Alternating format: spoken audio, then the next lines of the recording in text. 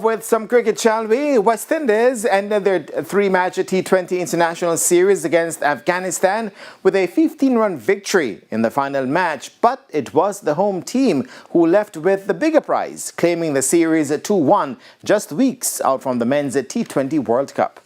Chasing confidence as much as results, the West Indies finally produced a complete performance when it mattered least on the scoreboard, but most in preparation. Defending what turned out to be a competitive total of 151, their bowlers held their nerve at the death to deny Afghanistan and restore some belief ahead of next month's global showpiece.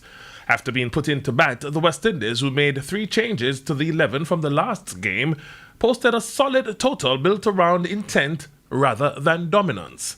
The top order showed greater clarity than in the previous 2 matches. Johnson Charles, who was promoted to open, was the first to go for 17 after a promising start. Casey Carty, in his first game of the series, could only manage 10, while Justin Graves' 12 came at the expense of 15 balls. As he did in the second game, King managed to keep the scoreboard moving at one end. The Jamaican eventually top scored with 47, but from there only Matthew Ford with 27 had any meaningful contribution. With 2 for 13, while 2 bowlers also had 2 wickets each. Afghanistan started off as planned as a pair of Ramanullah Gurbaz and Ibrahim Zadran posted 72 for the first wicket. The hosts were on course for a series sweep, but soon collapsed under the pressure of the Windies bowlers. Afghanistan soon slipped to 114 for 4 before the final act was superbly written in the 19th over by Shamar Springer.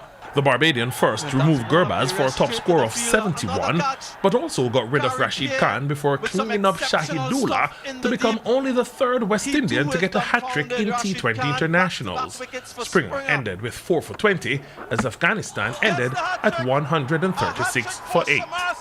It feels great to get our first win in T20 cricket for this year. It's always good to win games, although it was a series loss, but as I said, we get some momentum going into the next series and into the World Cup. Despite the defeat, Afghanistan will take considerable confidence from the series victory.